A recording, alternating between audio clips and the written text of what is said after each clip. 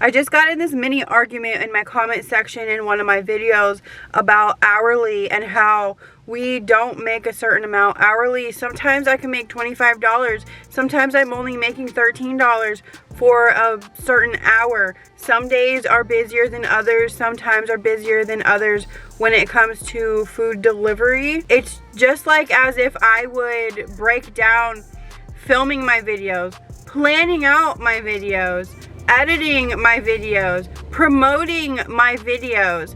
If I would keep track of every single hour and break it down to see how much I made per hour, like that's not the mindset that us 1099 workers should have. We are not W-2. We are not paid hourly. So when I'm asked as a Uber Eats, DoorDash driver, is it worth it hourly? One, it completely depends on your area, who's ordering, what time, what deals are going on, how many other drivers are also out waiting on these orders. So there's a lot of variables that go into it. Just like right now, I've been on Uber Eats for 20 minutes and I haven't gotten an order, but other mornings I would get orders back to back and I would not have any time to sit. Take for example this hourly pay that DoorDash is offering in some areas. It's not in my area yet, and I don't think I would test it out, even though it is like I see $13 per hour plus tips. I know how DoorDash works. They're going to push the orders that don't have tips, that have further miles, that all the other dashers are declining. So there's no way I'm going to be hourly. If I was going to work hourly, I would go get a job somewhere where I know I'm making a certain amount an hour, guaranteed, because I'm clocking in, clocking out. That is not how 1099 works. And if you're being paid hourly, you're being paid for slow and inefficient work. I don't know how to do that. If I'm not on an order, for example, I'm working on something else. Which my work is also like making TikToks or promoting upcoming videos or older videos. I am always working on something. And I know not many people that are on these platforms are also making money on other social media platforms. But I'm just using me as an example. But if you have a W-2 job and you clock out of that and then you go do some orders, do you justify it by hourly, or are you just seeing how much money you can make in a certain time period that you have available? That's basically what I do. If I have 3 hours available, my goal is $60, like $20 an hour, but sometimes it's less than that. But also, when it's less than that, I have made like 3 reels that day.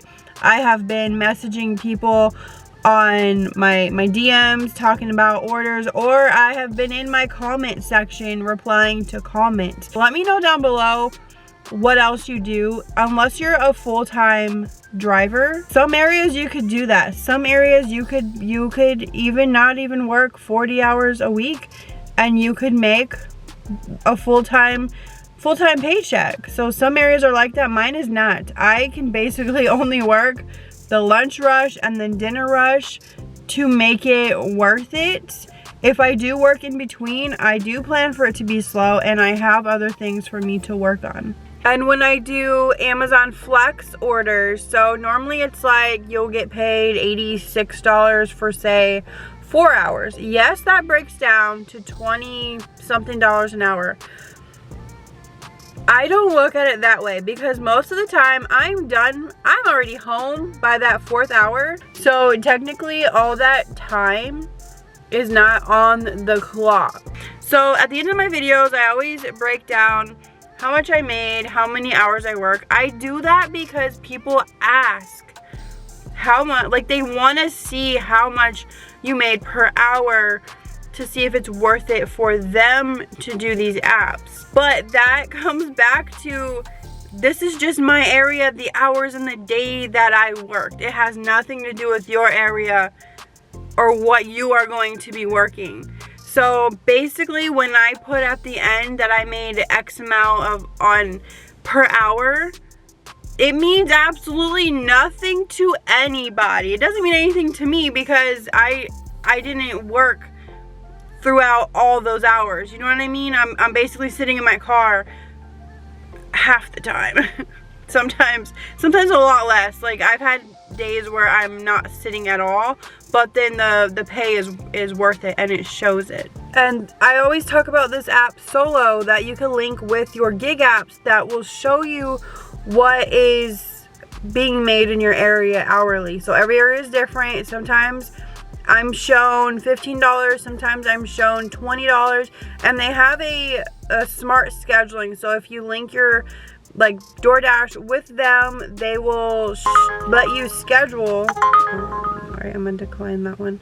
They will let you schedule to guarantee that $20. So if you make less than that for the hour, they will pay you the difference. So if you make $15, they're going to pay you $5 for that hour. And if you do that all week, like, that adds up, because they know that us gig workers don't make a decent hourly pay. And when you start using the Solo app, you can link it with DoorDash, Uber Eats, Amazon, Grubhub. Like, they work with a lot of apps, and they want to make sure you're making an hourly pay that's like more guaranteed, because sometimes we come out here and we don't get any orders for the hour, or I might get one crappy order that I feel like I have to take because I sat here for 30 minutes. You know what I mean? Like, we've all been there. And the cool thing about the Solo app is if you add your Venmo or your PayPal like right up front, they will put $10 in your account to get you started,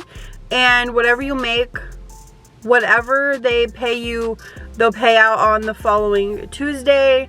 And I'll link it down below so you could get the $10 bonus. I have not had a W-2 clock in, clock out job in like 5 years. I've been gigging it for that long, and